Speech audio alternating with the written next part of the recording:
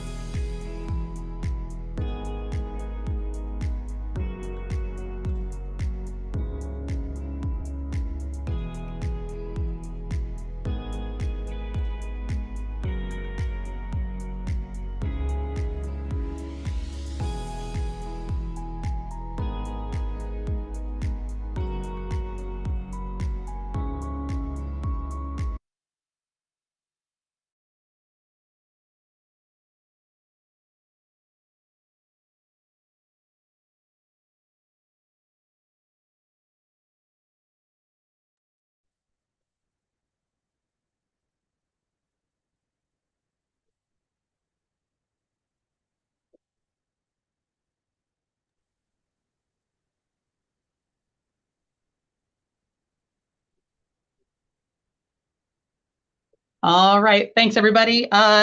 Welcome to the Building Doctor Show. As you can see, I am not Jens Johansson. I'm Kelli Garland. If you haven't met me, I'm the Client Success Manager for J2 Building Consultants, and this is a very special episode of the Building Doctor Show.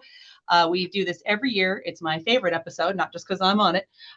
It's the Women's History Month panel, and the best part about this is that we are joined by fellow women in our industry, women leaders who are all from different aspects of the industry. But also this episode's pretty special this year because we have some ladies with us all representing each of the 3 states that J2 has offices in and provides services in.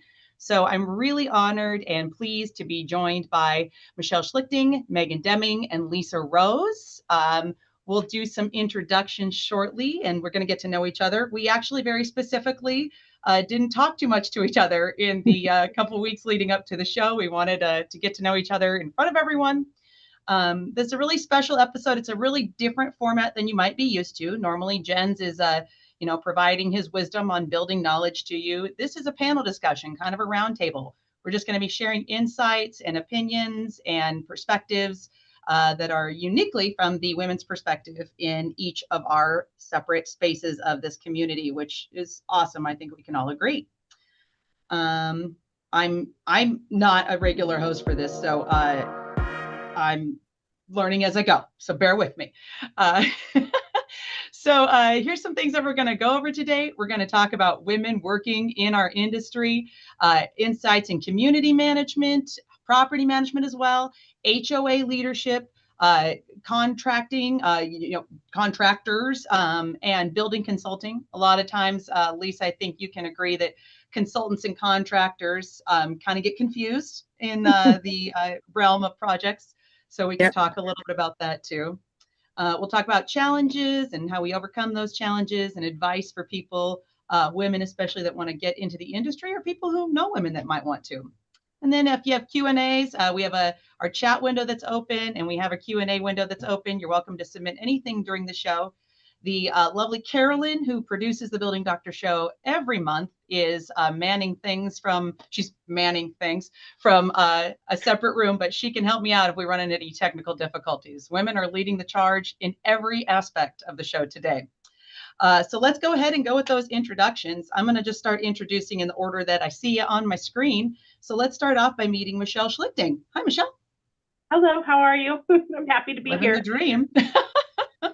Yep. Michelle, you're from what state?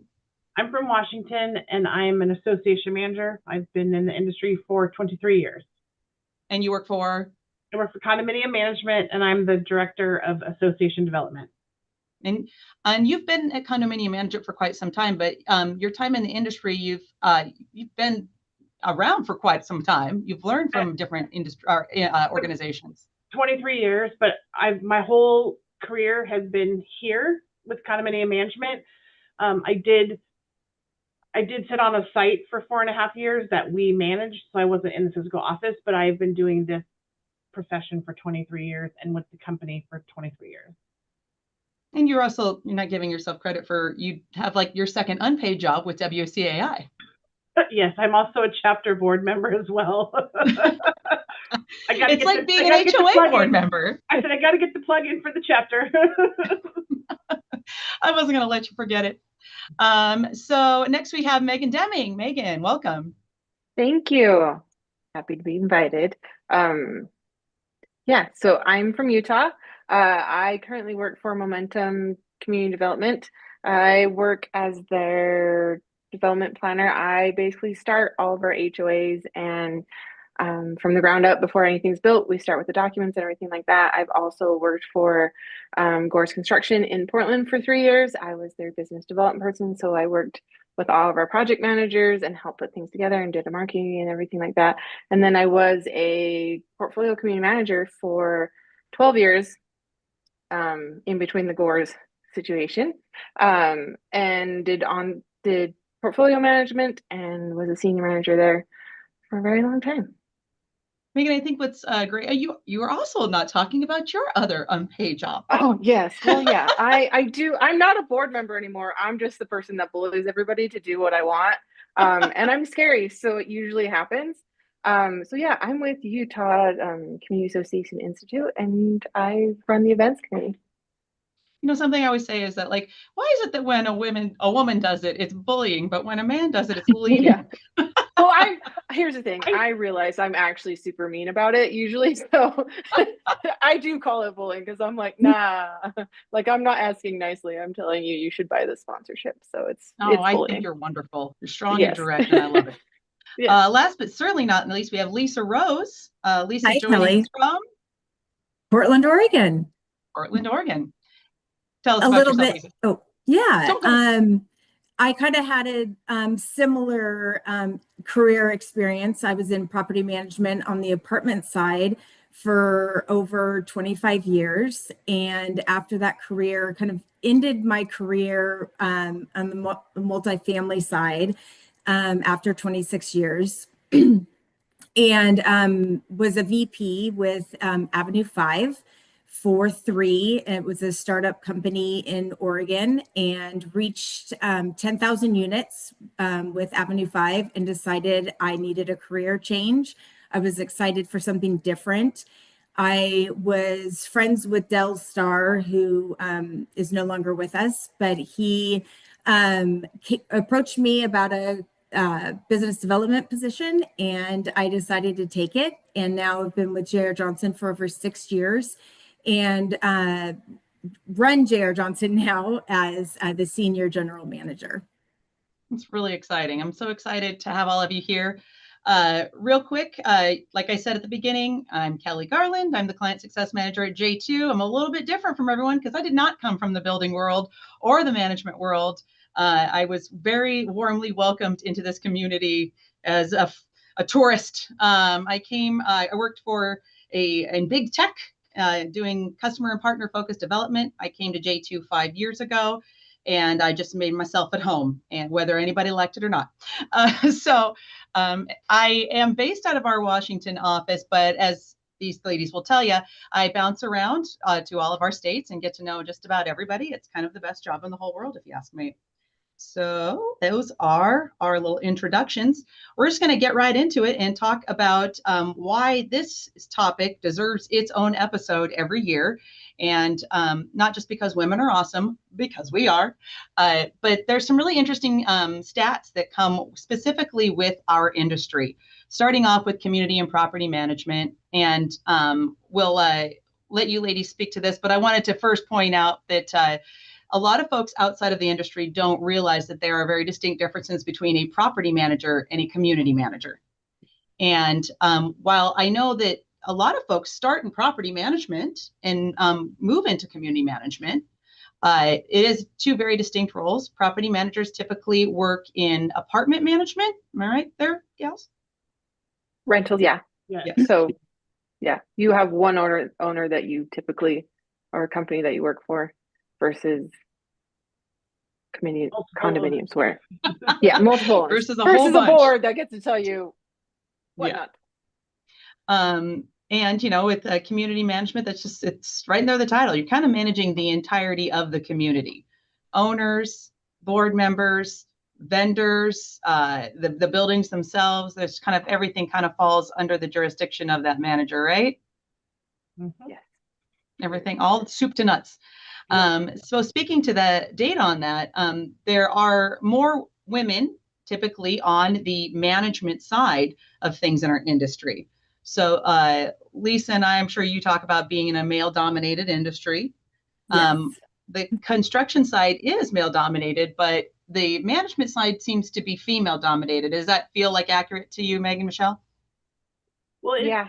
When I got into business decades ago, it was more male dominated. We've seen it change over the course of time. Sweeping statement here, I think women are better multitaskers. And in this job, you have to be able to do that. So I've just seen over the course of years that the men have kind of faded to black and the women have kind of stepped in and started to really be the control of this industry. Absolutely. We're the best. It's not just a sweeping statement, actually. There are some neuroscience behind the multitasking idea with women, and it goes all the way back to hunter-gatherer days. So, the male objective, find the thing, kill the thing, eat the thing, it's pretty linear. Whereas the gatherer mentality is, find the thing, find out how it grows, where it grows, can I eat it, what can't I eat, what do I do to make it grow, when does it grow? I mean, it's like a conspiracy theorist bulletin board with all the red strings. So that really lends itself. We are neurologically wired to be multitaskers, which kind of sometimes means that we're wired to be overthinkers too. I don't know about you guys. That's what I was going to say. That's my brain right now with all the red strings. Right. Yes, all the time. I think that wherever I am, my brain is about 6 other places at the same time. But speaking back to the community management stats, looking at, we have some numbers here. It's 61.3% of community association managers are women. And I think that as the complexities of our industry grow, that might lend itself to why, Michelle, you're seeing that from when you started to now, the demand for a multitasker becomes higher. It does. I mean, the industry has changed dramatically in 20 years. I mean, from when I first started, you worried about who was going to wash the windows or clean the gutters. And now we're talking multi-million-dollar building projects, overhauls, reclads, all of those things that I don't think any of us thought we were going to be doing when we got in this business. And in my state, I'm lucky enough to work with some amazing women in this industry. I mean, that work for other management companies, but there's some really good ones out there. So I feel blessed in this market to work with some of the women I work with. Same. It really does run pretty consistent across Washington, Oregon, Utah, and any of the other states that we've gotten to work in. That it never ceases to amaze me how remarkable the women that I get to network and work with and encounter and just commune with, and the camaraderie is just so authentic. And I think that's pretty unique to this industry from my experience. Speaking from the Well, outsider coming in. and I think a lot of it has to do with we tend to be very strong women where you have to be able to hold somebody else's opinions as what you have to do in this job against what your own integrity is, and you have to be able to weather that storm. And I've seen some of the males in this industry kind of have a hard time when they get direction that they don't necessarily like or anything like that, how they have to have those hard conversations and things like that. And I've seen a lot of women step up and be like, no, we're having the hard conversation and we're doing all these things. And I feel like that's why we tend to last a little bit longer and have that personality that can weather all of those different situations that we do day to day. I totally agree. I think that, I've said before that I think we see a lot of high producing, high achieving women in our industry because we all appear, from my, view, to be women that work for organizations or individuals that are very, very encouraging to the empowerment of strong women.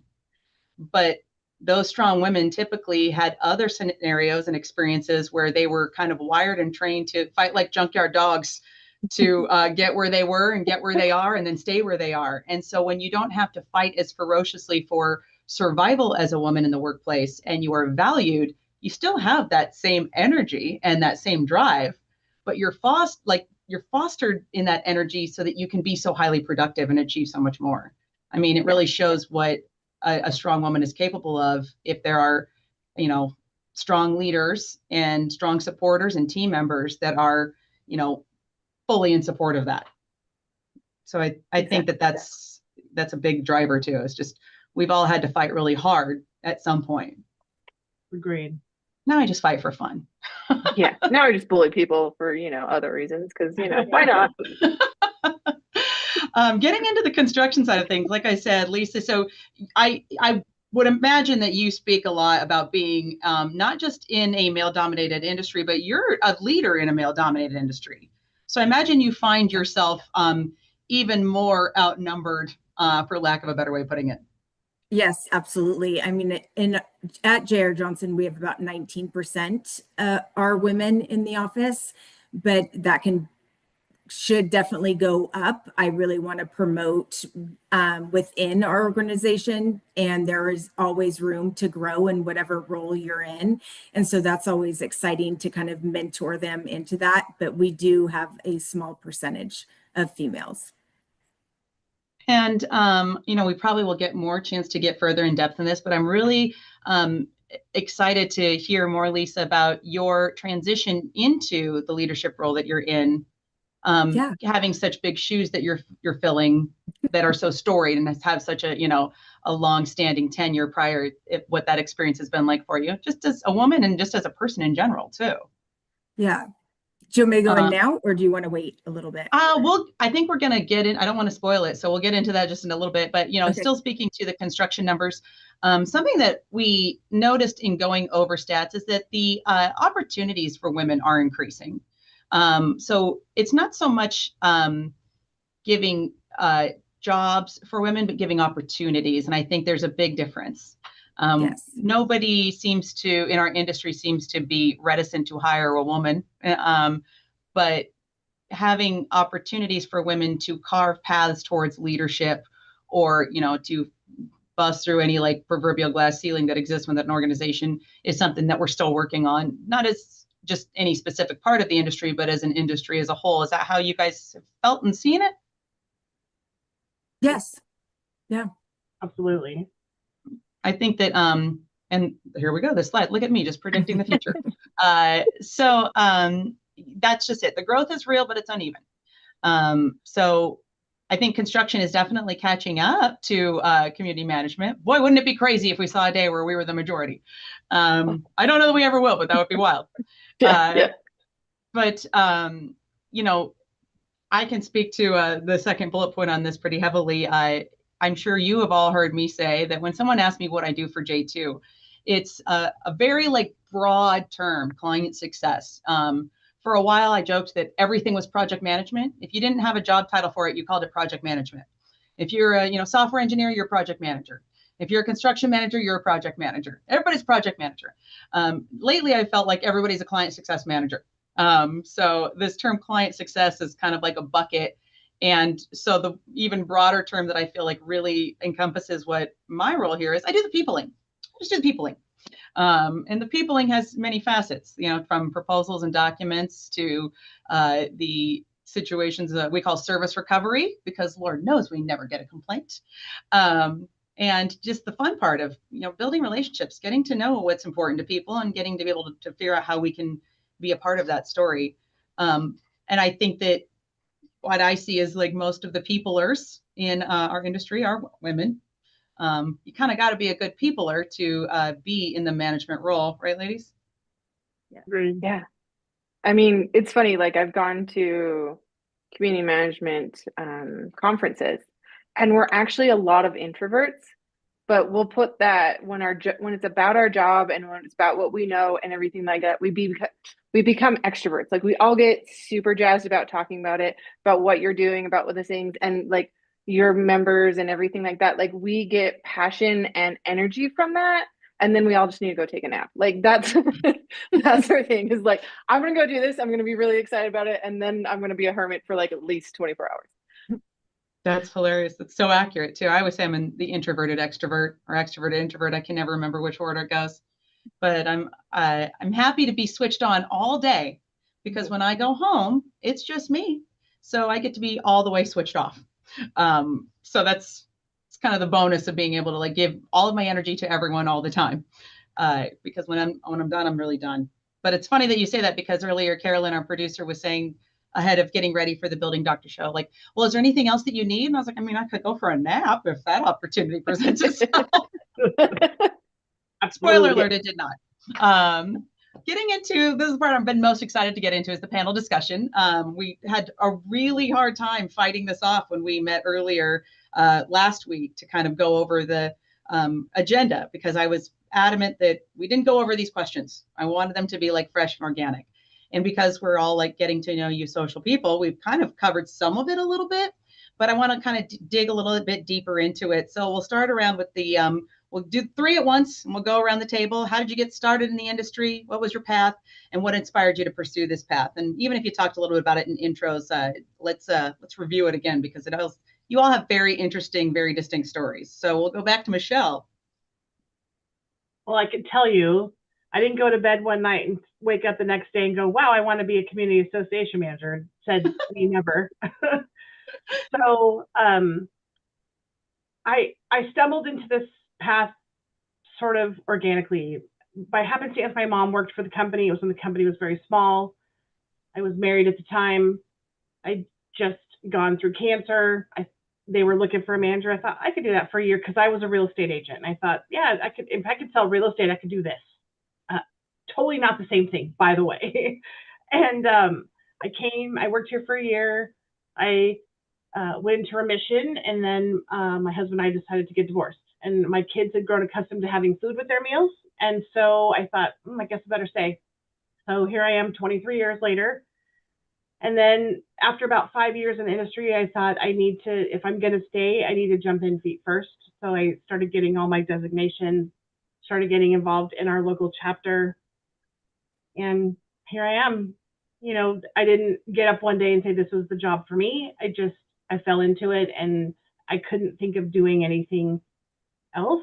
Like sometimes I think, should I leave? But I just don't know what else I would do. I'm not really smarter than a 5th grader, as much as I like to think that I am. So I like it because every day is different. And the people you get to work with are amazing. Some are not so amazing, but I really feel accomplished when I've been able to turn my associations around and bring them around, especially when they're just really having a hard time financially, need to do reclads, those types of things. And we get to the end, the light at the end of the tunnel, and just to see how happy people are and that they're able to sell and has turned their associations around. That's what gives me joy in this business. I love it. I love it. I actually didn't know that you came into the industry as a cancer survivor. That's also remarkable. That first few years was a kind of a roller coaster for you. It was. I went through cancer for my 2nd time and got divorced. And That's here okay. you are. My Here I goodness. am. And she's My still goodness. doing this. You're like, I know once it, you survive cancer, HOA management's fine. right? Quote of the day. My goodness. Megan, talk to us about your path. Okay. Everybody in HOA management, like Michelle said, didn't intend on getting into this. I graduated from college with an urban and city planning degree in 2009, which is not a great year to graduate college in a housing degree, because there was no housing because it was all failing. And so I ended up, my friend and I left our job that we had been working through college together at the same time. And she ended up at FCS Community Management, doing BYU student rentals, which is a whole other topic we will never get into because it's interesting but scary. But they had a community management side.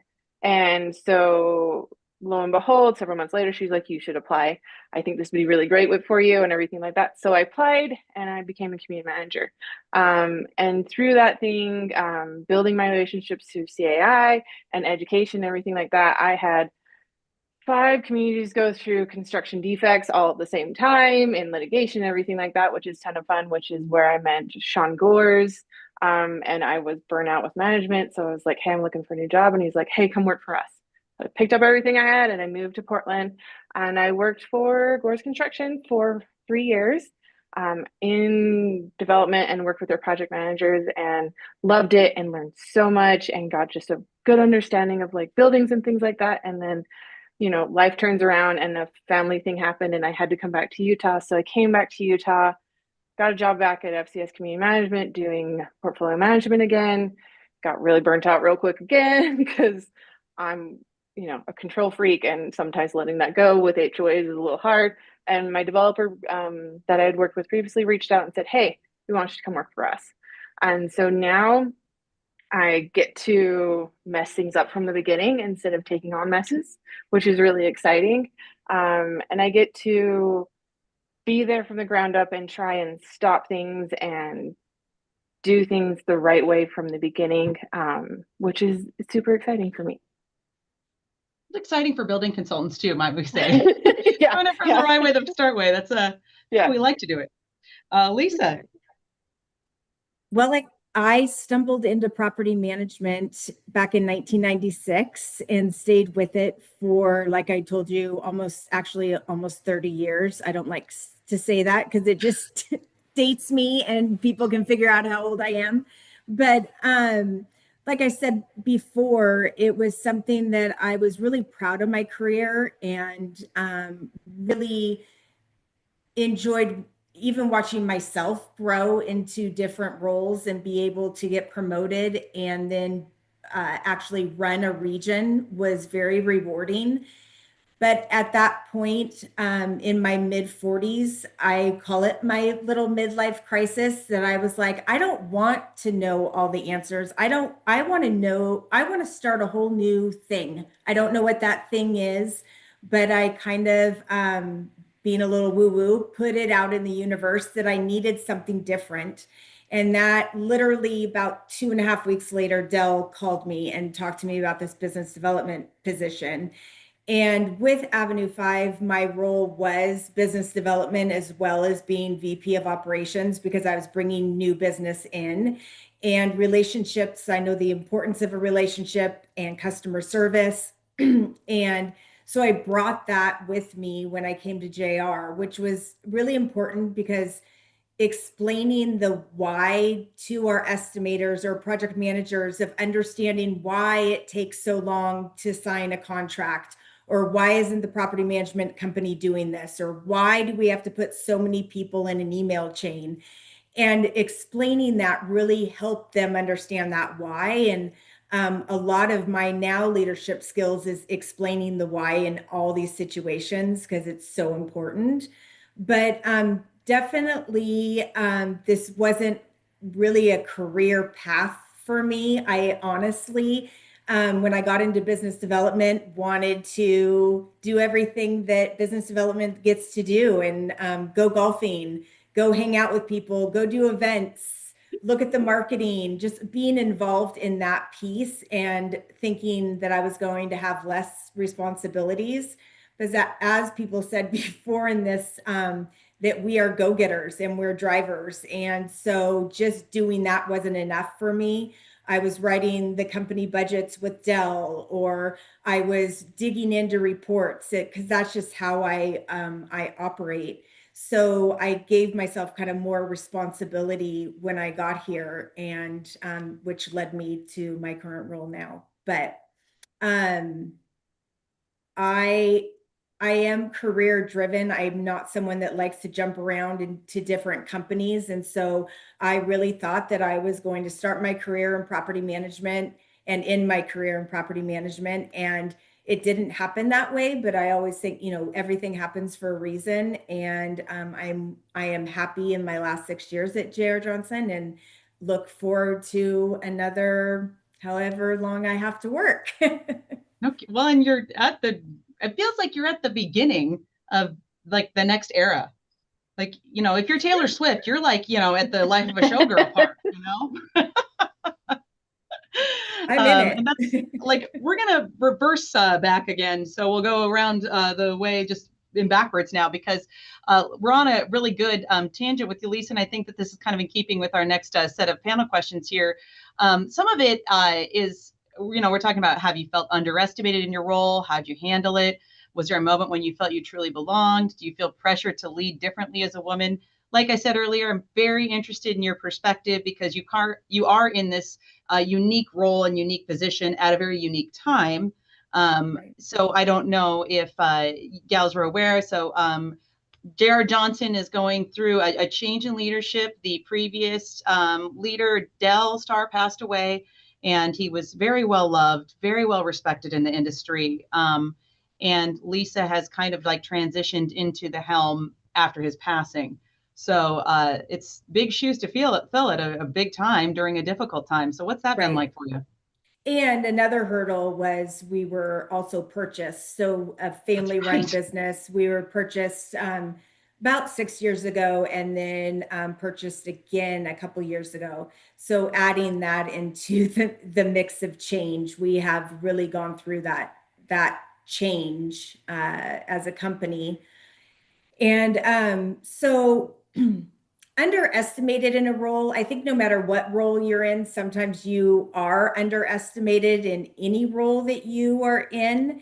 And I, I feel that I handle it in a way of, if I don't know an answer or I don't have a solution, to be transparent through the situation. And then also I have a team. It's not only me. So it is sitting down, collaborating, and let's come together with a solution.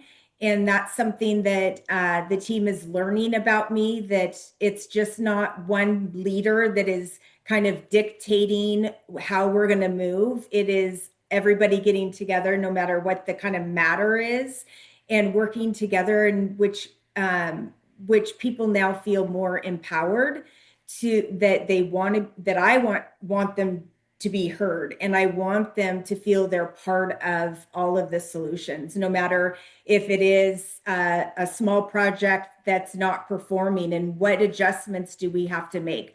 I'm not going to always have the solution, and I want my team to feel that they are with me on this journey. Yeah, that's So awesome. Yeah, I agree. yeah, I'm and so into what you're saying. yeah, I don't, She's like, and I amen. don't feel that I have to lead differently because I'm a woman. But if you probably ask my team, they probably are experiencing different leadership from me. But I think that could happen if a male took my position, or a female. So it's all really how you lead. I think that makes the difference. Oh, I totally agree. I think authenticity leads the day no matter what. Yeah.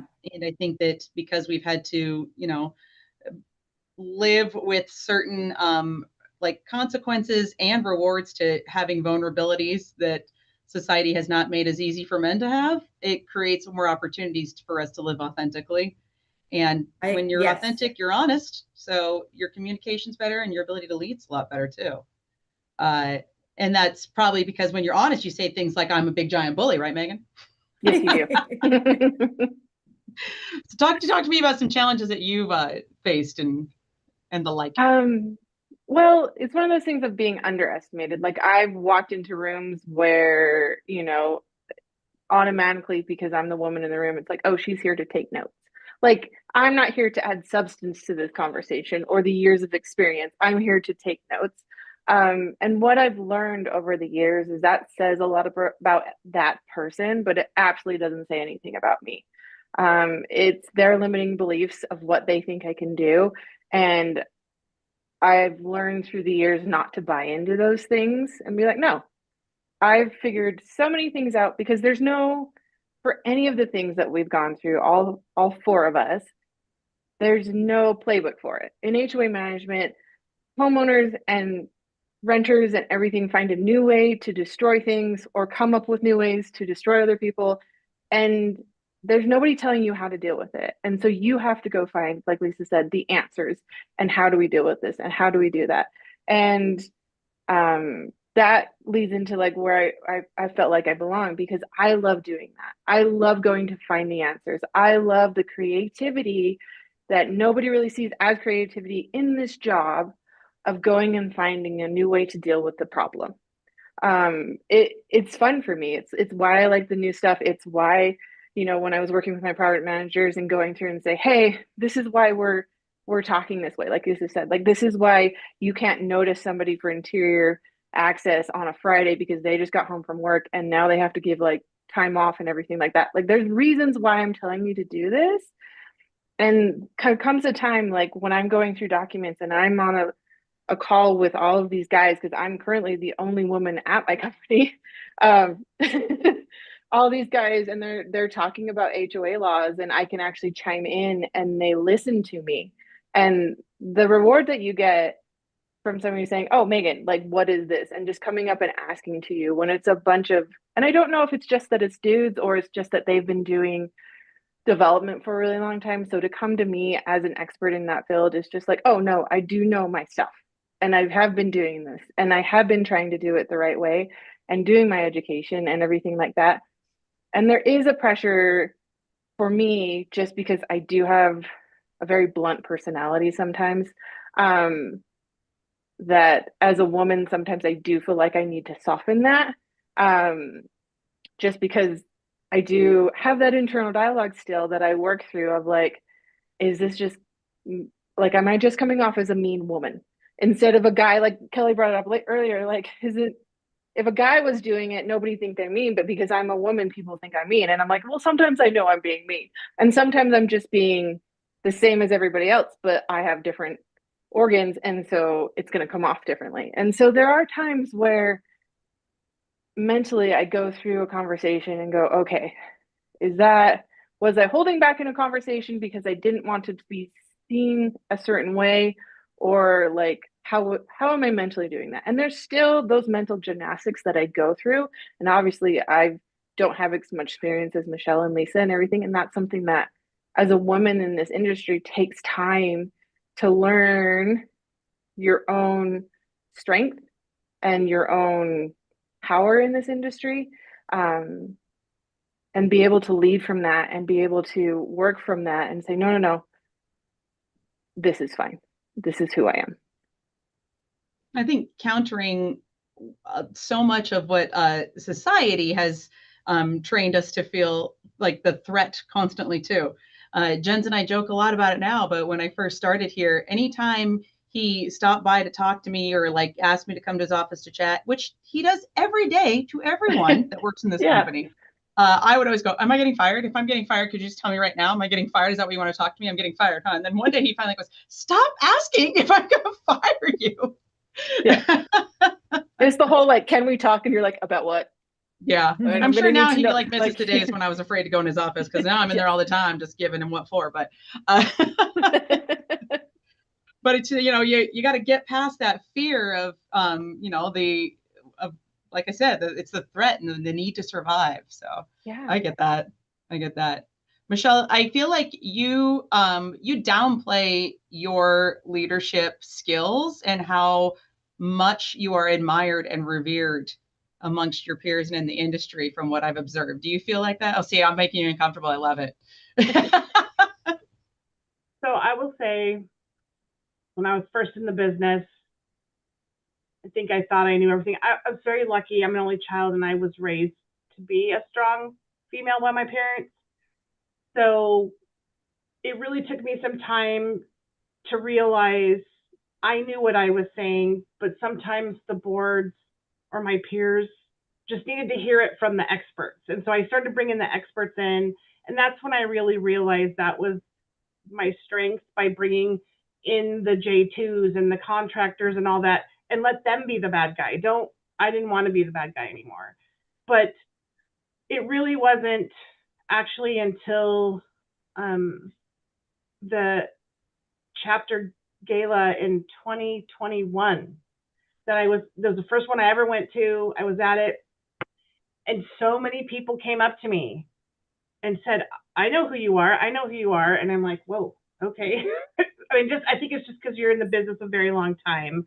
But I believe in really trying to, by empowering myself and the managers that I manage, is to show them how to lead and how to involve the people around them to make them look like strong leaders. And that even though I know what I'm saying is right, and I know my vendor or business partner is going to say the exact same thing, it's just the way they say it. And because they have the little credentials past their name, they obviously know what they're talking about. So once I glommed onto that, that's how I've really started to lead in this industry and whatever. And I'm not an introvert extrovert. I'm an extrovert extrovert. I like to be around people. I like to do that stuff. And so it's just taken me probably a decade in this business to really get involved in that. And like I said, I couldn't be more blessed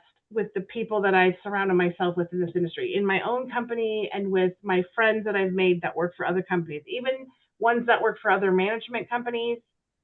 I mean, we're competitors, but we're all friends. We all go through the same thing. We all have the same issues. And to be able to bounce that off other women in this business that do the same thing I do day in and day out, it really helps.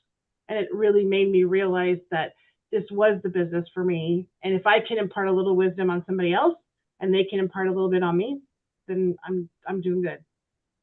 I think that that's like the biggest key to it is the feeling of being heard and seen and therefore valued. Right. Is so good and so empowering that it makes you want to give it to others. And it becomes this ripple effect. I think that, we're all talking about, Dell's influence on you and, Jen's and, we're all talking, Sean, the people that gave us the opportunity to be a part of, having even like a spectator seat at the table of decision making, just Right. so we could move into it. It takes, one person giving you that opportunity to feel seen and heard. Strong women, we can be strong. I'm sure we were all strong before somebody gave us some level of empowerment and opportunity. But those two things paired together are what I think create that impact that ripples out and allows us to give it to others. Because I've been so valued and so loved here that now I've kind of transitioned to be like, it's so much more enjoyable and rewarding to see the folks that I got to train and then I get to work with and then I get to, support, get their flowers more so than my own, because it's the celebration of it all. Seeing somebody else win and knowing that you're able to support that is huge. It's so much more better. It's so much more better. It's so much better than winning yourself. That you can't learn how to speak. Some of these things we kind of touched on. Again, we're so great at this organic conversation. This is why I'm glad we didn't talk in the rehearsal, because we would have, been doing all this already. So this is, I think, the unspoken challenge topic is a really good opportunity. Something that we had discussed just a little bit beforehand was talking about the role of family, motherhood, being a spouse, how that plays into your role and how maybe not being a mother and not being a spouse plays into it too, because we come from, Megan, you and I speak from one perspective. So we've got a good collection of perspectives on this topic. And then we can touch on a myth about women in construction or community management that you want to break. I'm sure there's some fun ones. And having to advocate for yourself in a difficult situation. We'll split this up a little bit because the parenthood one is kind of its own thing. So let's touch on that a little bit. So we'll start. So Lisa, do you have kids? I do. I have a 27-year-old. I was a single mom.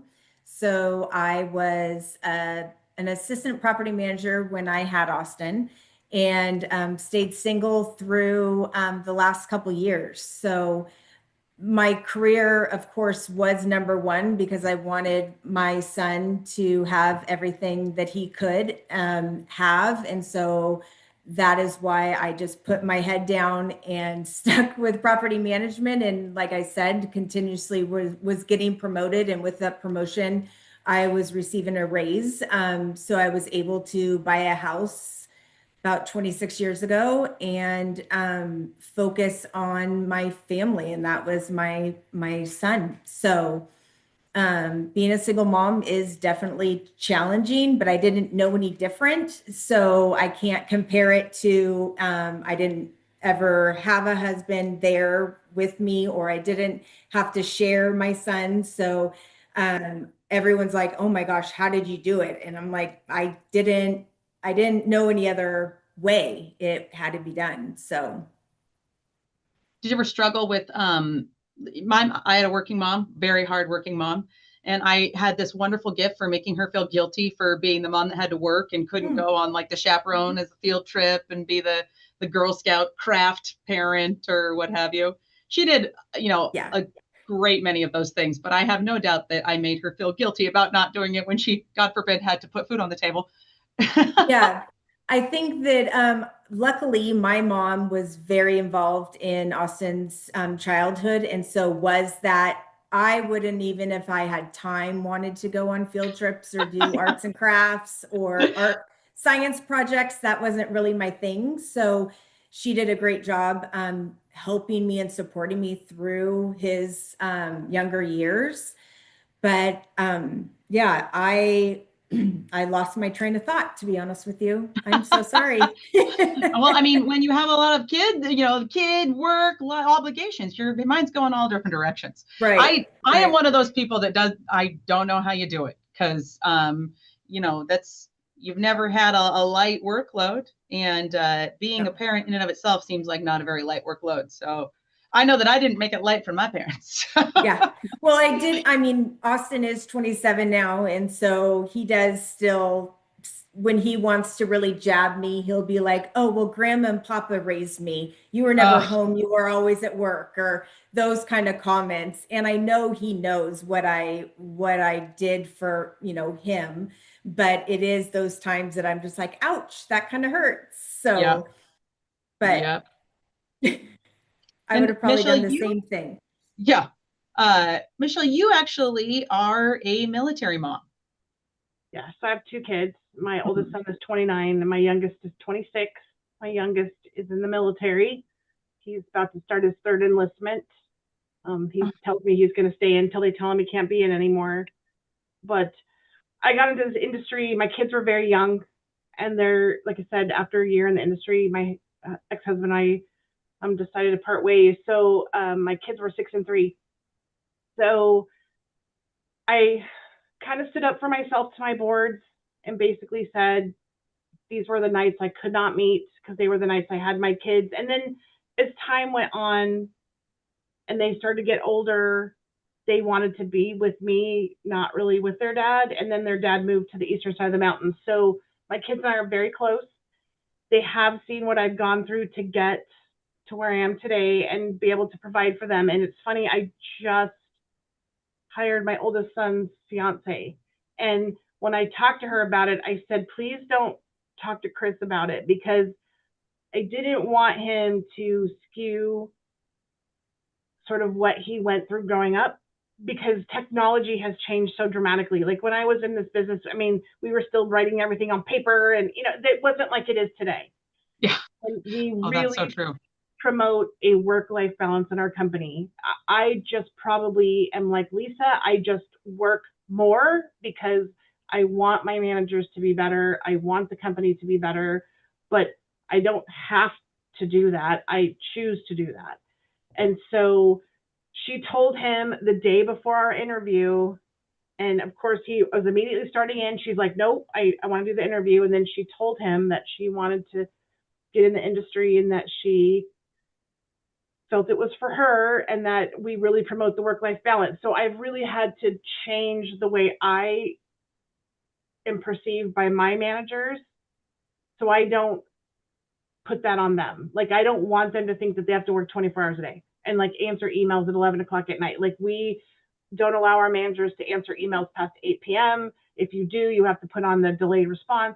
I mean, we really push that because we want people to, women especially, to be in this industry and grow in the industry. And if you continue to heap on them, they'll leave. I mean, That's interesting, the 8 p.m. rule. I like that. From our side, on the management side, nobody calls you to tell you you're doing a great job. They're calling to tell you what's wrong or what you're doing wrong. And so if you can get beat up. So if you don't take time for yourself, it will eat you up. And sweeping statement, women are more emotional than men. And so even though I do a fairly good job of hiding that when I'm in front of my clients or my board members or whatever, I mean, there are times I go home where I cry in the car and think, okay, why am I doing this? And then the very next day, something really good happens. And that's what reminds me of why I do what I do. I love it. I love it. All right, Megan, I know you have some perspectives that I probably share a little bit of. So talk Spinster about corner. what not being Not not being a mom looks like in a female dominated, although you've come from a male dominated contract. You're the only woman in your industry now. Yeah. It's really hard because Utah is very family focused, shall we say. And so I'm a bit of a unicorn at my age, not being married and never having kids. I'm an outlier in a lot of ways. And through growing in this industry, even with my male coworkers, I would hear the discussion, we'll give it to Megan, she doesn't have a family. We'll give it to Megan, she doesn't have the obligations of kids or a spouse or something like that. And that was very apparent in a lot of ways, in a lot of different situations. And unfortunately for me, I did not stand up for myself. And so that is one of the big reasons that I flamed out spectacularly and ended up at Gore's Construction, because I basically had a fun little mental breakdown several times in a year. It was just like, I can't keep doing this. Because it was something that was like, it's just like, oh, well, like, there's not the emphasis that if you don't have kids, if you don't have a spouse, that you still have a life outside. And spoiler alert, I do. I am an introvert, and my life is still sometimes sitting in my house not talking to somebody like that. That's my life some days. And Kelli sits in her house and talks to Norman, her dog. I do. Yeah, no, that's totally fine. I talk to my plants, if we're being honest. I just don't, I'm not home enough to have a dog because I feel bad. If I had a dog, I would talk to my dog, but I just talk to my plants. Like, we're going to have a good day, aren't we, guys? It's fine. But so it's like, and when I was at the management company, I was a senior manager and I was in charge of all the other managers. And I made sure not to put that perspective on everybody and to make sure that the people with the families just got as much care and concern as the people without. Because like Michelle said, if you don't put yourself first in this industry, at least sometimes it will take you down with it. Whether it's because you feel guilty for missing your kids' stuff, or it's because you just feel like you have to be answering emails at midnight. And if you don't, you're going to get your contract canceled and it's going to be your fault. And starting in this industry when financials were difficult and losing a client meant a whole lot, there was a lot of stress put on managers to not lose clients. And so I internalized that for a very long time and I let them. And the weird thing is one of those things where you're like, well, I'm the go-to person. Like I can do this and I can do all the work because, I'm good at my job and everything like that. And so you talk yourself into taking on more responsibility than one, you're getting paid for, and two, that you need to do because nobody else in the office had as many communities as I did. And I was getting underpaid for like a third of the office getting more than me and they've been here less time. And so it's a perspective that it might be super unique to Utah, so I'm not saying it's everywhere, but obviously Kelli, you felt it a couple of different times of just like, oh no, like I do have, like, we can't schedule that because I've got something I'm going to for myself. Yes. And I think that the theme I pull from everybody's perspective here, this is what I love. All four of us speak from very different perspectives. And then from it, I'm hearing these common threads. And this is the one I'm hearing here. Balance looks different for everyone.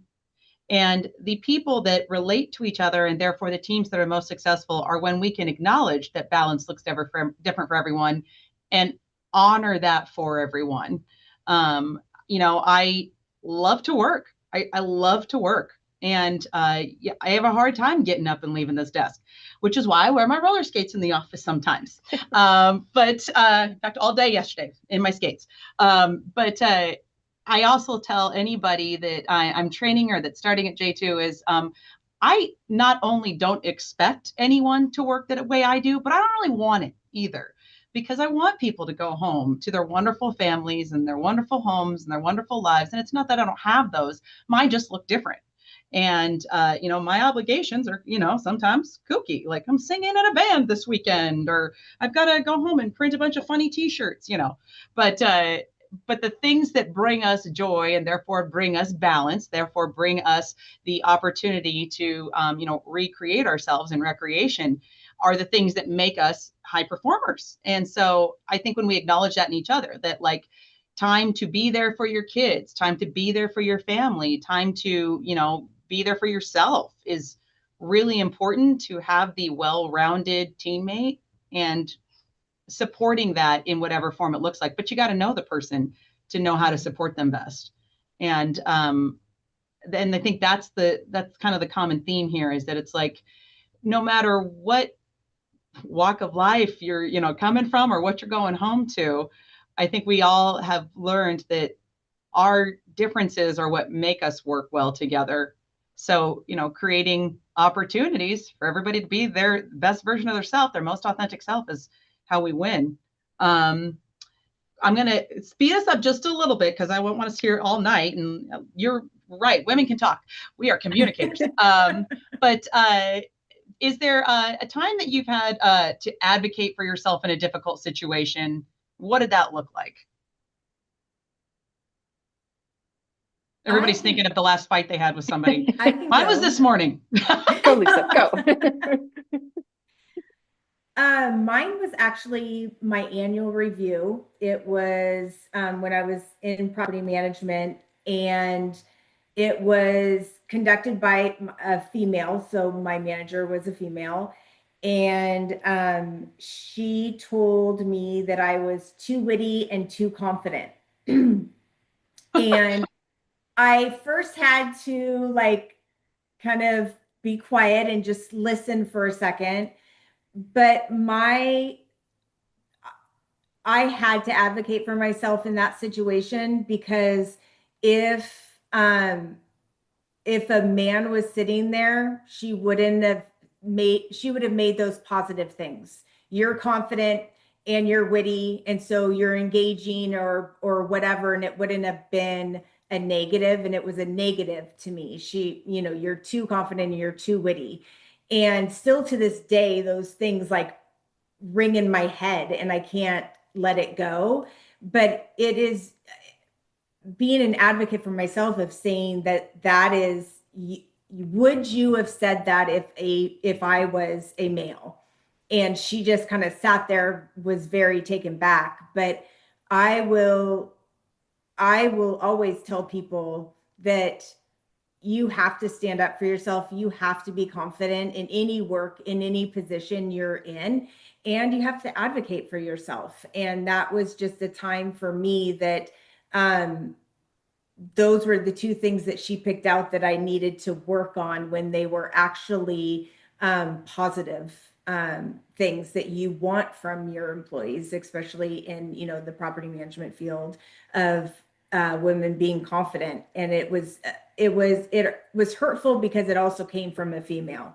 I think I would have taken it differently if it came from a man, but I don't know how I would have reacted. I would have probably reacted the same. But again, I always will plug that I think women and women are harder on each other than male and a female, or male to male. I think we need to uplift our other female employees, and we need to thank them and be kind. And I see it in the industry in all positions. It's like females are just not kind to one another. So that's they are just not, and we need another side point. They are not, and we need to spend more time building other females up and not tearing them down, whether it's to their face or behind their backs. That Yes. I'm a believer. If I won't say it to your face, I'm not going to say it behind your back, because that's it's the same thing with the keyboard warrior owners that send you these horrible emails, but when you're talking to them in person, they're a lot different because they're not behind a keyboard and a screen that you can't see them. But I in my industry, I see that all the time, and it's unfortunate because we should be trying to build each other up and not tear each other down. Absolutely. Everybody that I work with, and a lot of people that I get to collaborate with in the industry, and most of the people in my personal life have heard me say, I promise you, you will never have to wonder where you stand with me at any given point. If I'm mad at you, you'll know, because the sentence will start, I'm mad at you, and here is why. And the other thing is that I think that, you create safety in relationships by being able to be exposed, because it's like, I'm mad at you. We'll talk about it. We'll work through it. It'll be real unpleasant and uncomfortable. And on the other side of it, we'll be fine, because everything we want is on the other side of fear. And it's the things that we don't say that fester into infectious wounds. So I think being honest and direct also gives the opportunity to be respectful. And it also gives the opportunity that, like, when we're praising each other, we also can feel an extra value to that because there's authenticity to it. Mm-hmm. But it is fully absurd that somebody said that you were too witty and too confident, Lisa. That's just bonkers, I have to say. Right? Wow. I don't even know how somebody says that from their mouth and doesn't think, wow, that's crazy. I just said that. Yes. But it definitely lit a fire under you and made you what you are today. So sometimes we have to take those negatives and turn it into a positive, because that's what makes us who we are. Absolutely. Yeah. Well, yeah. I mean, how many of us have had socializes too much put on a report card? I mean, hopefully it's not just me. Yeah. Mine's more daydreaming, like socializes too much. No, mine was like, just talks too much. Yeah. Same. Never not talking. I'm just never not talking. So I'm going to glaze over this one, because we have all expressed that our career did not go according to plan. Not a single one of us woke up, and walked past the Barbie dream house and got our school supplies together saying, when I grow up, I want to be in community management or construction for multifamily and commercial buildings, or, building consulting, which I did not even know was a thing. Before I joined A2, I didn't know what a building envelope was. And, some days I think I still don't. I don't know. I always say I'm not a building doctor. I just play one on TV. But I think that, very seldom do I hear anybody say my career has gone exactly as I envisioned it always would. That sounds awfully boring. And I think that what has drawn us all together here in this community, to our companies, with our teams, has been finding the right fit for the, ambition and tenacity and passion that we have for, being productive and, working towards something, serving others. And I think that that's just a common thread. Like, you probably at some point have always said, I want to help people. I want to, be successful. I want to be heard. And I think that as far as that goes, that's gone according to plan. But yeah, we all had rocky roads to get there. But this is my favorite question. What opportunities should women be saying yes to more often? Anybody want to jump in on this one? Because it's a complex question. So I think the stuff that scares you, like the stuff that you stepping outside your comfort zone, because it's one of those things where we get very good at being who we are and what we do and everything like that. And saying yes to going to a gala or saying yes to switching a company or taking over a company, it's not an inherent thing where you're like, okay, this is not something I normally do. But taking that chance on yourself is something I see a lot of women don't do because they're like, well, that's not really like I've never, it's one of those things where you've never seen somebody else do it, so you don't know how to mimic anything. Like you're just like we're charting our own paths and learning to be okay with that and saying yes to things that you're like, okay, and believing in ourselves that we can do things that are outside of what we've done before. Mm-hmm. Absolutely. Lisa, did you start at J.R. Johnson thinking one day I'm just going to be at the top of this pyramid? Absolutely not. So you had to say yes at some point, No, right? I wanted to keep just playing golf and having fun. That's going out the window now, but no. The good old days. But that was, Megan, that was wonderful what you said. I mean, because I think that's what it holds them back is being scared or not wanting to take that leap. I mean, I went around and around on this job if I wanted it because of I didn't want to fail. And so, but I think what you learn is that you are going to make mistakes along the way in any role you do, and you learn from those mistakes. And so I would love people to say, yes, I'll do it, even if it is scary. And that, telling everybody that they have support, because you probably aren't going to be successful if you don't have that support. And so, or being able to tell your manager, this scares me because of this, and then have them help you through, or don't let me, sometimes it's you get nervous about things happening and you pre-plan that the bad things are going to happen. And when you start pre-planning that good things are going to happen, but being transparent of, I don't like to go in front of a group of people. Now I have to train, that's something business development has to do. And it's scary, but just doing it and role playing, then you get used to it and you find your ways to be successful in that. So anything, I always just try to tell even the BD team, like, tell me what you're scared of. Tell me what you don't like. Because then you can get them into those things and feeling comfortable being successful in the things that they were scared of. Absolutely. Absolutely. I'd say adding to that, which is the same as the fear thing, is saying yes to the opportunity to be honest with yourself and others. Well, I always say nothing beats a failure but a try. So if you don't try, you're not going to know. So, and I'm sure between the four of us, we've all fallen down and stubbed our knees probably more times than we care to count. But that's probably still less than the successes that we've had in our lives and in our industry. I'm blessed to be a mom of two amazing young men and be in a career that some days I don't like and other days I love. But it's just having those trips and falls has helped me get to where I am. And I'm sure Kelli, Lisa, Megan, you all have a few scars on your knees too. So we all just didn't wake up one day and just got to the top just because. Jens is a big fan of saying version 1 is better than version none. And a lot of times version 1 is kind of clunky. And my favorite thing to tell anyone that I am working with on training to the proposal process at J2 is that first proposal I ever wrote when working here was so bad, I had to politely ask for it back and apologize to the client. It was not up to J2 standards. But if I don't send that first one and get over like the, horrific embarrassment of having to be like, that was so bad. Can I have it back, please? We don't get to where we were today, in fact, which like happened an hour before we started the show.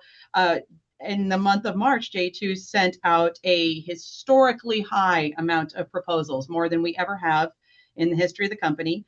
We had originally broken that record in January, and in March, we broke that record by 30%. Wow. Yeah. And it was the number that we hit was one that I kind of had in my head of like, boy, wouldn't it be nice to for about 2 years now. And we did that today. But congrats. yeah, That's it was awesome. a big day for us here. Yeah, and that's huge. That's wouldn't some have client happened if success it right weren't for there. us as a team. It was just me doing it for a while, and now we have 3 amazing gals, including myself and the client success team. And that each came from learning the whole thing from scratch and getting it out from scratch. But everybody has to do it the first time. But when we all do it the first time, and then when we do it the first time right, and then we win that proposal the first time, it's such a good feeling, and you chase it. The opportunity to succeed and help and do the best makes you want to do it more, and that makes you want to help others do it more. And I think that's kind of where we are. And it was a big day. It was a big day for us as a team. It's really exciting. And thank goodness somebody let me send that terrible proposal out years ago. So, I mean, I guess say yes to doing it bad the first time.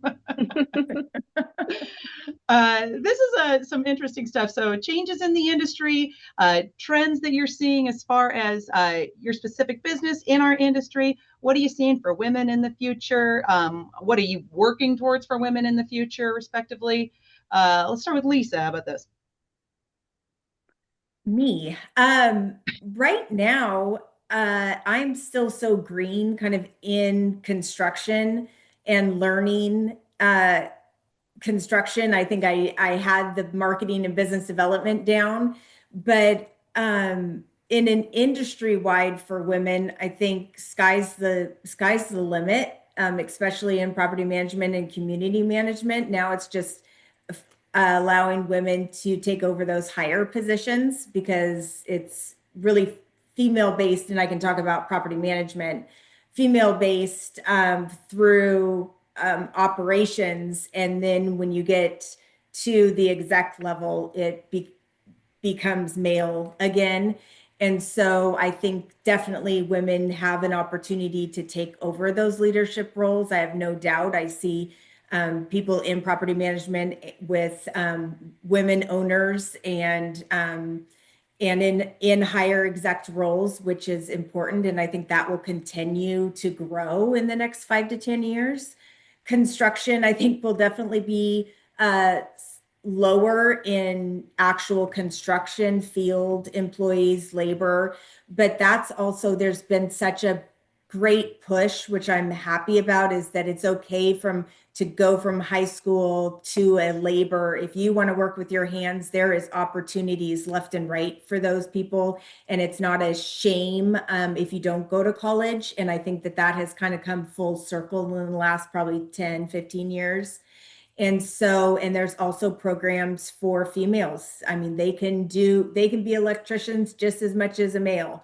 So you're seeing that increase as well. And so I'm excited to see kind of what that leads to in the next 5 to 10 years.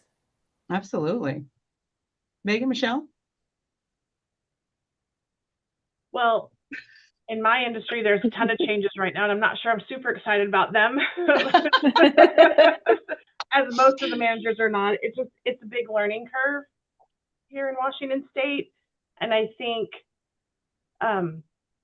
we're trying to embrace it and trying to figure out how to move our associations forward without tripping over ourselves or, getting our associations or letting our associations get themselves involved in potential lawsuits. But I think in my industry specifically, in the next 5 to 10 years, you're going to see the percentage of women in this industry even higher than it is now.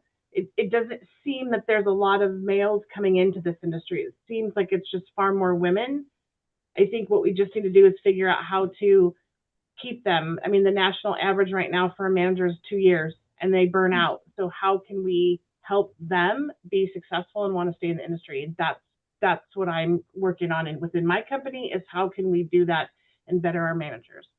That's huge. We almost got all the way through some level of industry presentation without saying the W word, but I will say J2 actually just filmed a mini series educational and is producing a guide about Wakaiwa and about how vendor relations on projects look like with the laws, the new laws up in Washington. I don't know if you guys are familiar, Megan, Lisa, but it's a wild time. I'll be in town in a couple of weeks, Megan. I'll tell you all about it. It's okay, crazy. We'll talk about it as a vendor trip. So J2 should start looking into the new Fannie and Freddie requirements too, because that plays right into reserve studies. And so and that's national, so that's for everybody. Doesn't matter what state you're in, but Washington is one of the only few, common interest community type states that has that. Denver, Colorado started it, and the other states are all going to follow suit over the next 5 to 10 years. But it's just when they get there. But yes, Iowa has been. It's been interesting. Thank you for refraining from profanity from my show. Hey, we've done really well so far. I was going to say, not one bad word has come out. Yeah, oh, please. All three of them. I'm so proud, all of us. Let's, we talked about women being competitive and how, sometimes the ugly side of it is they tend, like when you fight for a junkyard dog for your position, sometimes you end up fighting each other on accident. So I think that I see more women supporting women in our community than I do women cutting women down, but I do think it does happen. And then we've all talked about, male allies in the industry and who has, fostered our empowerment here. Let's just have a quick moment to talk about that. So Lisa, you said that sitting down with Dell and kind of going over things kind of parlayed your transition in. Mm-hmm. Yeah, I think male allies is important. I think that you're getting different perspectives, and especially when that male Dell was very open to hear my perspectives on things and listen to it, or he just got a different view. I mean, sometimes people kind of do the same thing because that's just the easiest way to go about it. But if there needs to be change, listening to someone else's perspective is very helpful. And so the male and female perspectives are typically different when just how we come to a solution or come to our ideas. So I feel the male female kind of connection is needed. And when you mix those two, you're going to come up with a great solution or great game plan, at least. Absolutely. Megan, how about you? What's your perspective on this one?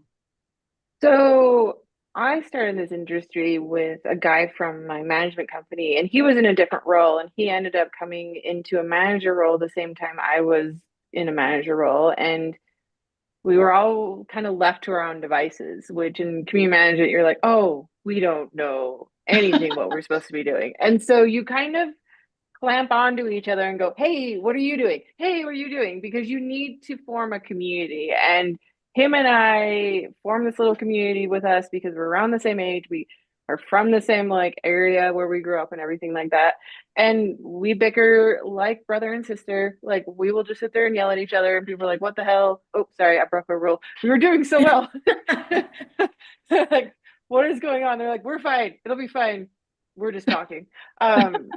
But we've played each other off each other for the last 15 years of like, hey, I need you to call this homeowner because they're not listening to me, but I know your deep tones will make them understand. And he'll do the same thing. Like he was on a phone call with homeowner for hours and they weren't listening to him. And then I got on the phone and I got off in like 5 minutes. And he's like, how'd you do that? And I was like, I have a bit of a different body, and they just decided to listen to me.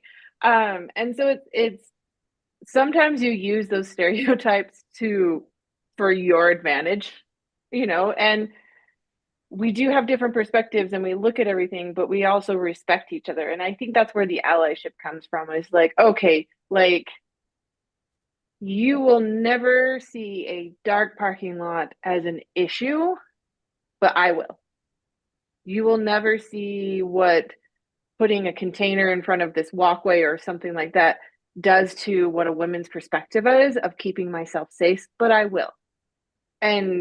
But there's things that I might miss on a grander scale of things of communication or something like that, or just understanding the way things go through and a broader sense of business and getting in those doors that they may have. And so it's one of those things where, because a lot of us that are older in this industry were brought up in these traditional roles, that it's like, okay, at some point we come together, because what we do is we serve full communities, which are men and women.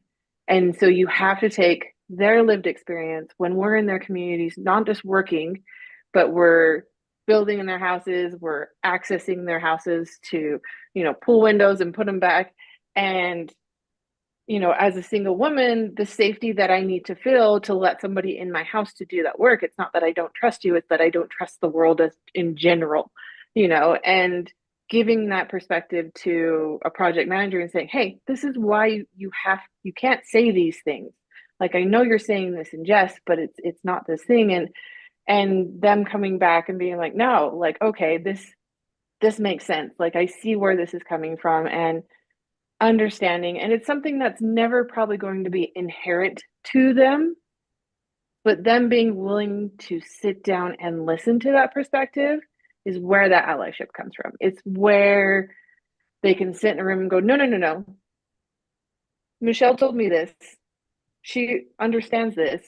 And, and they spread that information. They don't just listen to you and then walk away. Absolutely.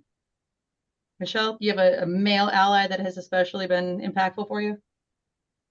I think I'm lucky, like Kelli, my boss is my male counterpart, and we're equals now within the company, but he's been in the business about 12 years longer than I have, and his wife calls me his office wife, and my husband calls him my office husband. I mean, we bicker like a married couple, and we go round and round, but I'm very dialed in and he's very big picture. So when I'm like, we need to, example, terminate this employee, and he's like, he gets it, but the problem is, in my industry, if we terminate the employee and don't have somebody to fill that role, everybody else has to pick up the slack until that person's role is filled. So we just look at those bigger picture. He looks at the bigger picture, and I'm more dialed, like deep dive in, like, this is what we need to do. And the two of us working together, has made our company grow. From when I started, we only had like 50 properties, and now we're up to like 90. So, I mean, I know it's not like a big giant one, but it's, it's good for us. Yeah, absolutely. You're right. I'm equally lucky. And, I think Jens and I work really well together too, because we've figured out the, magical combination of having skills and strengths and talents and weaknesses that are offset and complementary of each other. The things that one is good at, the other can be, not as good at, or supplementary to, or what have you. A great example is I love to small talk, network, socialize, and Jens wants to get into those meat and potatoes, substantial conversations. That's why he's such a great educator, why so much of the educational content is coming from him, and why his presentations are so great. And I just love to get to know folks. And we once had someone say that when we would go to networking events, it was like the Macy's Thanksgiving Day Parade. Jen's a Santa Claus, but I'm all the balloons that come first. And we're both just happy to stay in those roles. It works perfectly together. So I think just having the trust that someone's strengths that are not your strengths, are strengths that can be trusted. And it's fun too. It's just fun to do it that way. These are the last two questions in our panel, and then we'll kind of do some wrapping up of talking about what we have going on, where we're at, all that sort of thing. But these are pretty heavy questions. These are big ones. Who is a woman that you admire? And if you could give yourself one piece of career advice, what would it be? Like your past self. Michelle, you want to start?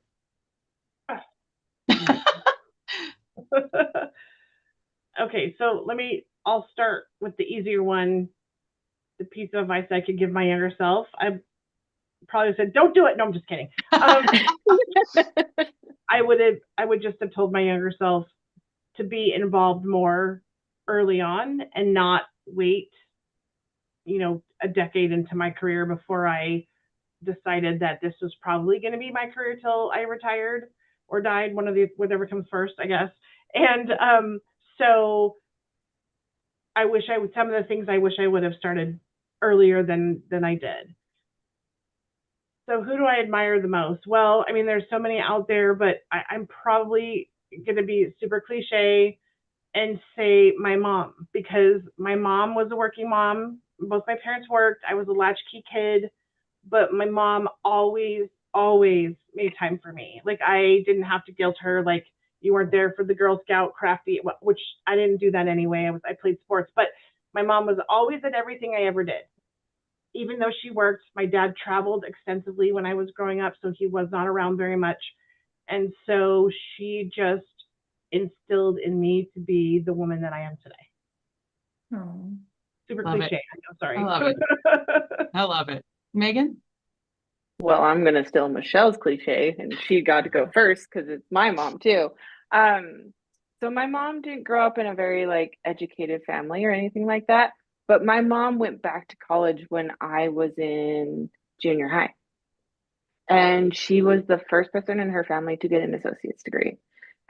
She graduated college 30 years after she graduated high school. Why am I emotional about this? But I am. And so it taught me very early on, because she sat in our living room and watched tapes for biology and rewound them and stressed about tests and worked really hard and did all of this work. And a lot of people say it's just an associate, but to her, that's a big deal. And at a young age, to watch somebody go out of their comfort zone, learn a whole bunch of things after not doing it for a really long time and starting over, and that it's never too late to take the chance, and it's never too late to bet on yourself, and it's never too late to educate yourself and better yourself, and that it's not going to be easy, and there's going to be sacrifices from you and everybody around you, but it's worth it. And so that's what I learned from her, and that's what I admire about her, and that's something that I take. Obviously, I've made huge swings in my job career and everything like that, going into different things that lend to each other, but have always been in very different worlds. I'm sitting in meetings and we're talking about sewers and everything like that, and I was like, I have no idea what we're talking about right now. But we talk about sewers a lot, and gravity, and I was like, we're just talking about where everything's going down, right? And just knowing from her that it's okay to not know something, and it's okay to try, because you'll get there, and to not give up and to count on yourself.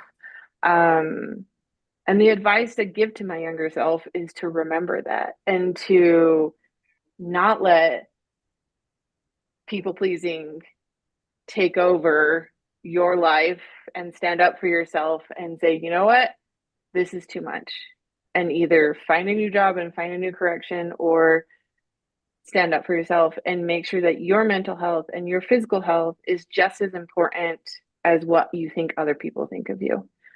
Because I let that control a very large portion of my life to a detriment that I know now how to not do that. And it's part of the reason why I think I come off very intimidating and a bully, because that's not something that in the environment of our industry in Utah that women are empowered to do necessarily. But I'm like, no, I'm not going to be mistreated. I will walk out of a room, because I know what I know. If I don't, I will find it out. But there's no reason to be talked down to, and there's no reason to accept less, because I don't deserve less. Absolutely. Absolutely. Lisa?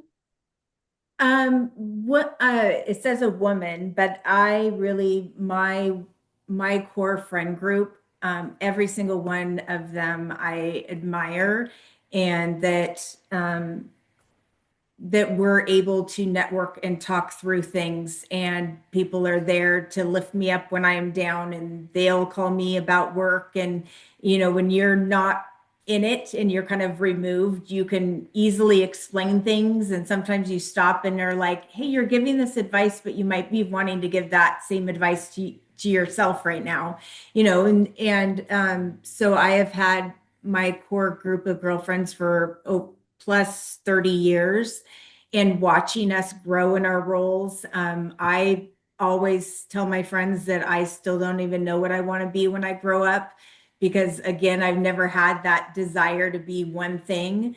But I couldn't do life without my women and my friends that surround me. So I appreciate them. And then advice to give is being able to say no. I know I'm wired to always say yes, and I'll do it, and yes, but it took me about 50 years to realize that I need to put myself first, not everybody else. And so it is okay to say no. And that even goes professionally and personally. If you don't have to say yes to everything you get invited to. You don't have to say yes.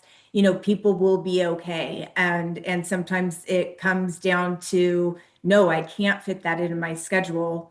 And it's okay to say that. And when people say that to me, I'm respectful to that, and then can ask follow-up questions. So don't be scared to say, no, I can't fit that in when you need it, and work with your manager on how you can either assign it to somebody else or work through your priorities with them. Absolutely. I'm a big fan of saying no can be a complete sentence. Yes. We don't exercise that enough, but it can. Yeah.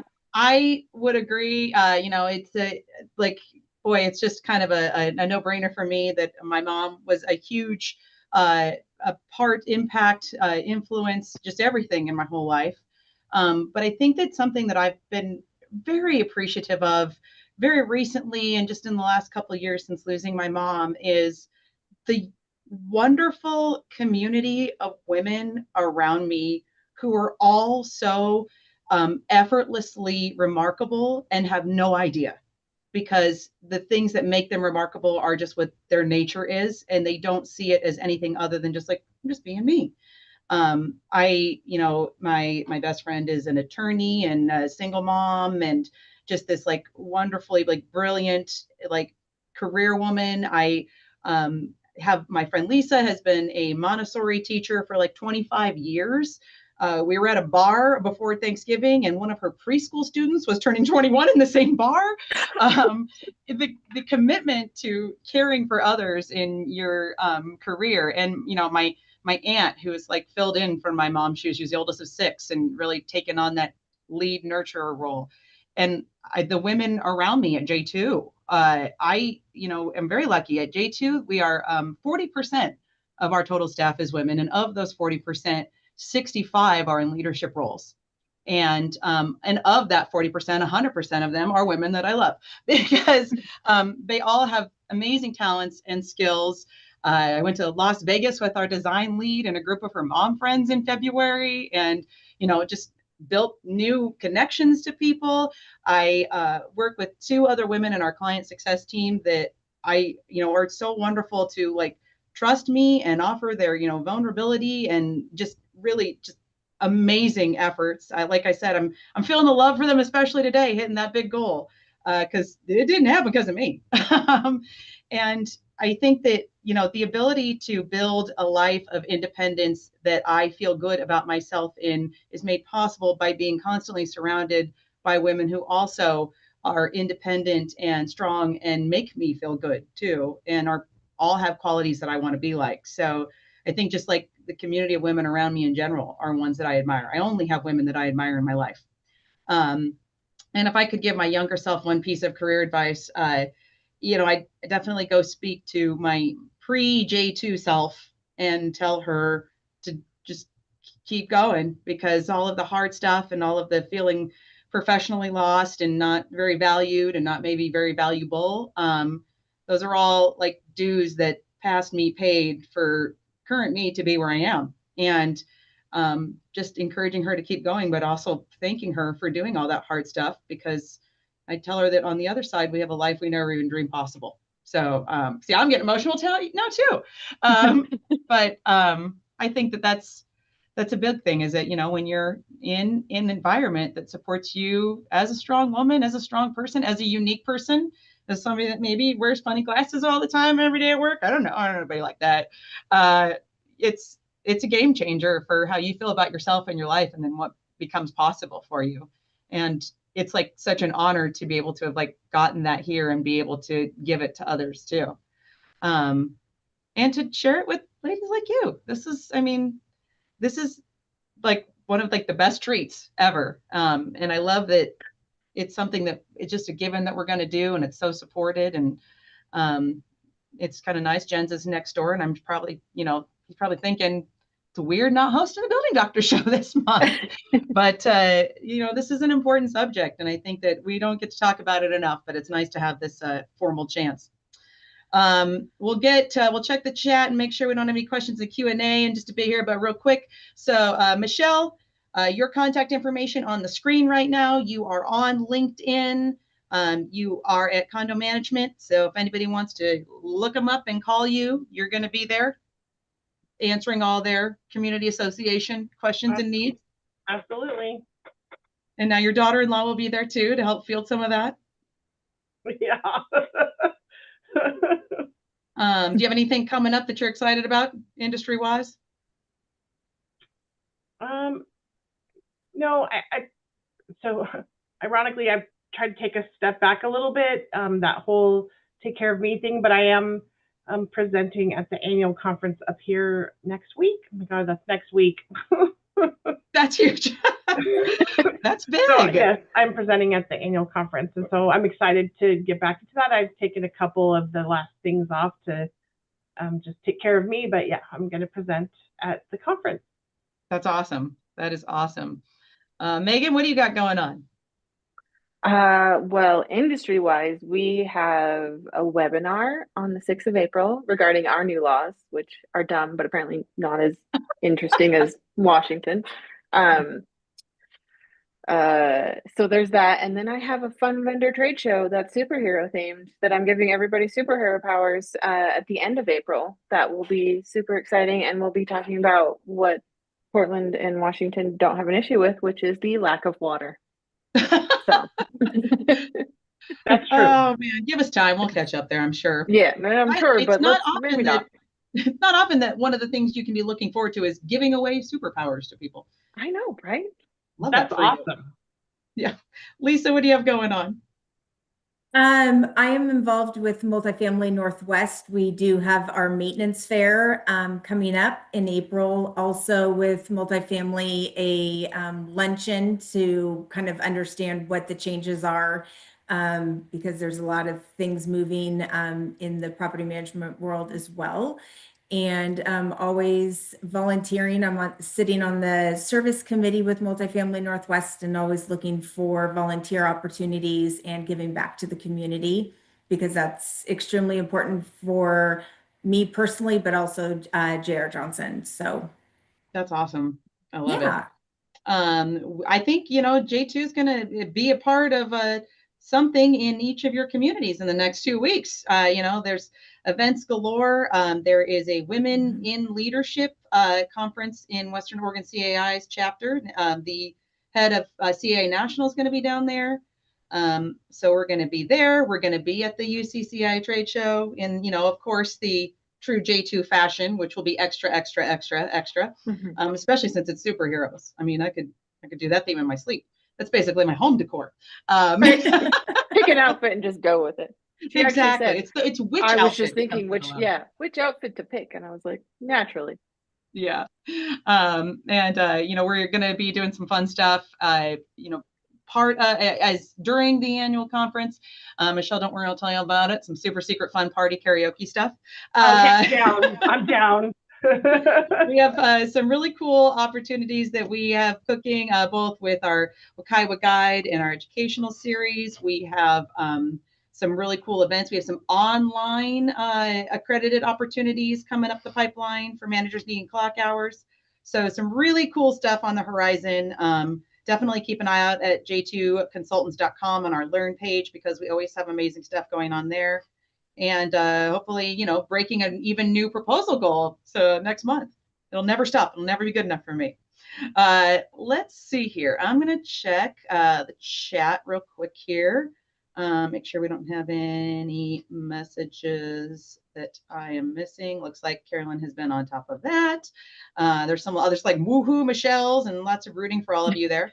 Let's see. Let's look at, my mouse is being tricky. We've got 2 questions. Let's start with this one. Since this industry was a male-dominated field, could any of you share a time when you had to stand up for yourself and be counted?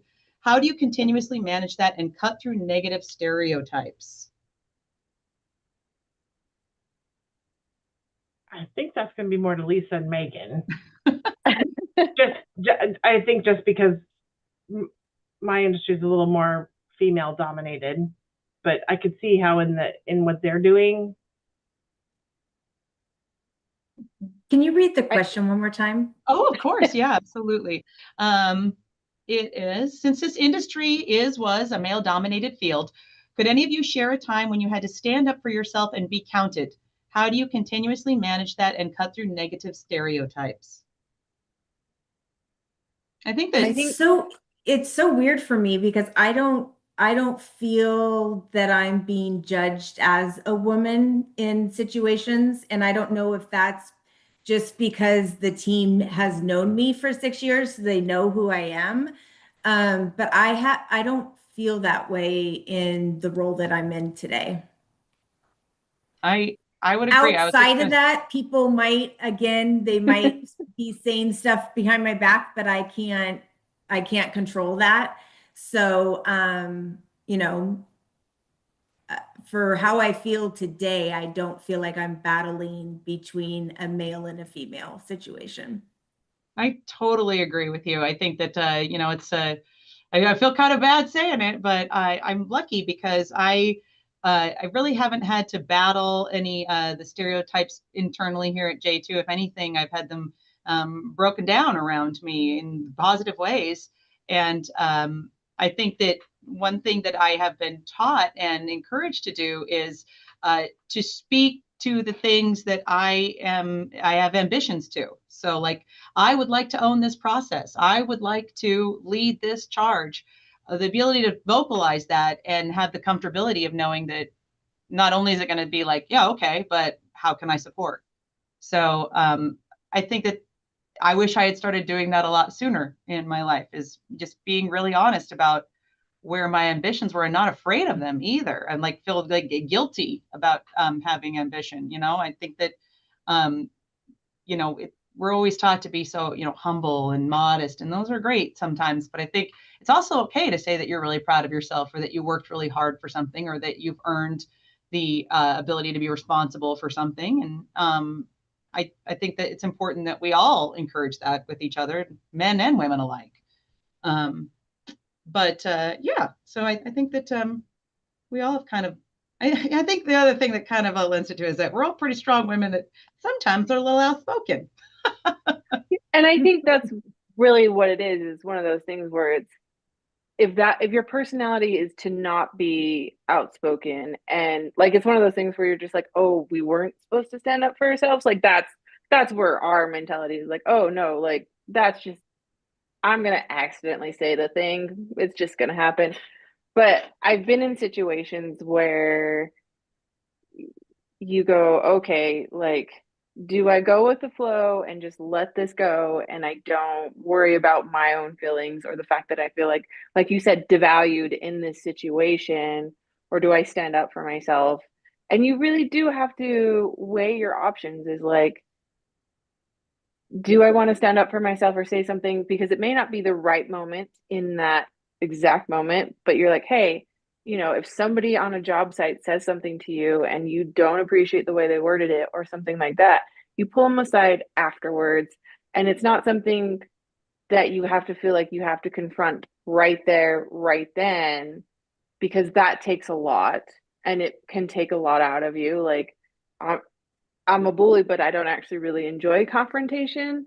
Um, so it's something that I would rather have a personal conversation and say, hey, you know what? Like, when I'm doing this, I need you to treat me with the same respect you treat the guys, because when you turn around and say, are you taking notes? It makes it look like I'm just there as your secretary when I actually have a role to fulfill.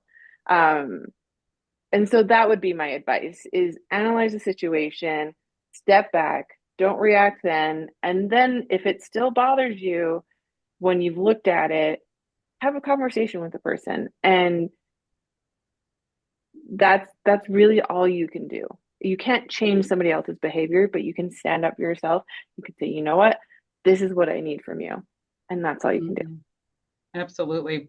I also think, just not letting Lisa's got it right on, not letting the negative opinions of others live rent free in your head. I make the joke, I'm like college, I'm not quite right for everybody, and that's okay. And I also have like lately taken to saying, I'm not going to lose sleep about being the villain in someone else's story, but I also am going to wonder, wouldn't they rather be the hero in their own? We spend so much time, being mad at others and the, injustices of things external, and not enough time like building ourselves up and making ourselves, more. And I've always been better off doing the other, But now we're getting to the fun part. We have a giveaway. We do a giveaway at each of these. And I'm not sure what numbers I should be picking between, but looks like you get the prize pack here. What's that?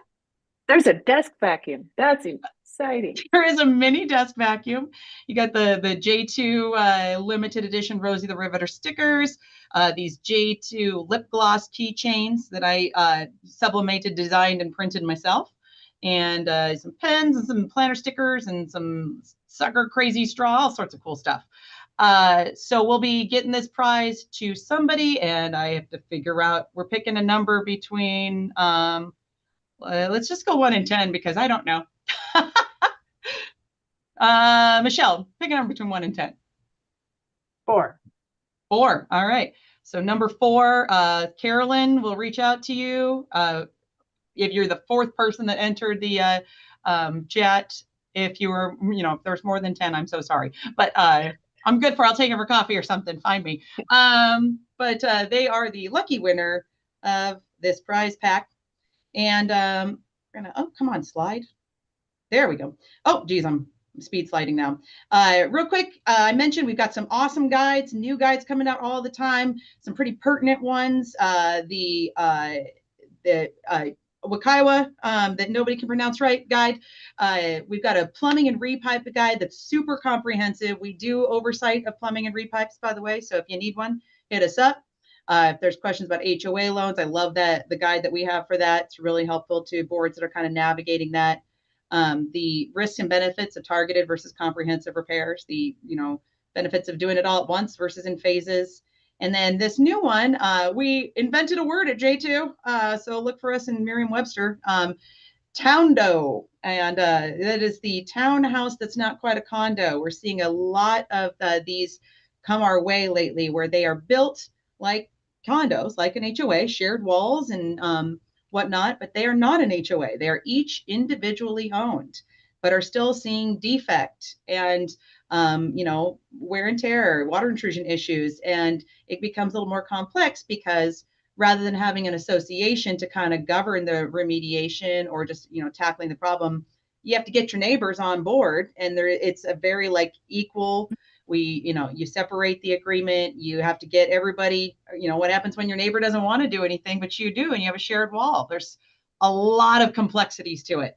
And, we've kind of clunked our way through a few of those and kind of figured out the best practices for it. So we made a guide to share, and that's on our resources page as well. It's really interesting.